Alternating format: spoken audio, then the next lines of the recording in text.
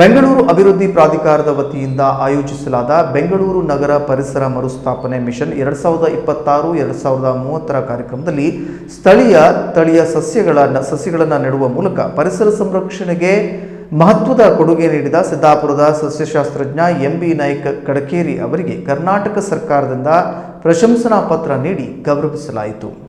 ಈ ಬೃಹತ್ ಹಸಿರು ಅಭಿಯಾನವು 12 ಗಂಟೆಗಳಲ್ಲಿ ತಂಡವೊಂದರಿಂದ ಅತಿ ಹೆಚ್ಚು ಗಿಡಗಳನ್ನು ನೆಟ್ಟ ವಿಶ್ವ ದಾಖಲೆ ನಿರ್ಮಿಸಿ ಗಿನ್ನಿಸ್ ವರ್ಲ್ಡ್ ರೆಕಾರ್ಡ್ ಮಾನ್ಯತೆಯನ್ನು ಪಡೆದುಕೊಂಡಿದೆ. ಈ ಐತಿಹಾಸಿಕ ಸಾಧನೆಯಲ್ಲಿ ಸಾವಿರಾರು ಸ್ವಯಂ ಸೇವಕರು, ಸರ್ಕಾರಿ ಅಧಿಕಾರಿಗಳು, ವಿದ್ಯಾರ್ಥಿಗಳು ಹಾಗೂ ವಿವಿಧ ಸಂಘ ಸಂಸ್ಥೆಗಳೊಂದಿಗೆ ಎಂಬಿ ನಾಯ್ಕ್ ಕಡಕೇರಿ ಅವರು ಸಕ್ರಿಯವಾಗಿ ಭಾಗವಹಿಸಿದ್ರು.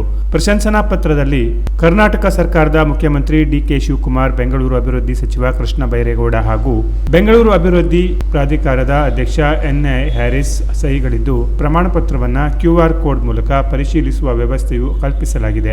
ಈ ಕಾರ್ಯಕ್ರಮವು ಬೆಂಗಳೂರಿನ ಹಸಿರು ಹೊದಿಕೆಯನ್ನ ವಿಸ್ತರಿಸುವುದು, ಜೀವ ವೈವಿಧ್ಯ ಸಂರಕ್ಷಣೆ ಹಾಗೂ ಪರಿಸರ ಮರುಸ್ಥಾಪನೆಗೆ ಮಹತ್ವದ ಹೆಜ್ಜೆಯಾಗಿದ್ದು, ಭವಿಷ್ಯದ ಪೀಳಿಗೆಗಳಿಗೆ ಉತ್ತಮ ಪರಿಸರ ನಿರ್ಮಿಸುವ ಉದ್ದೇಶವನ್ನು ಹೊಂದಿದೆ. ಎಂಬಿ ನಾಯ್ಕ್ ಕಡಕೇರಿ ಅವರ ಈ ಸಾಧನೆ ಪರಿಸರ ಸಂರಕ್ಷಣೆಯಲ್ಲಿ ತೊಡಗಿರುವವರಿಗೆ ಪ್ರೇರಣೆಯಾಗಿದ್ದು, ಸಮಾಜದ ಮೆಚ್ಚುಗೆಗೆ ಪಾತ್ರವಾಗಿದೆ. Canara plus news, Siddapura.